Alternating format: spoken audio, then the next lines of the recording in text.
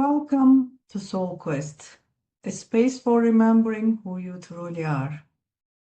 Most people have moments in their past that they are not proud of. It may be an action that hurt themselves or others.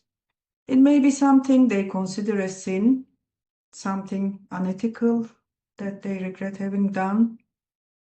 Some people believe they will be punished by God for what they have done. Others may punish themselves for it without realizing.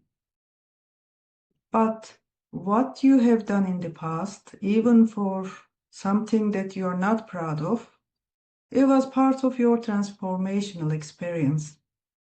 Because of those actions, you may have suffered consequences or been judged by the society. Through these experiences, you matured, learned your lessons, and changed.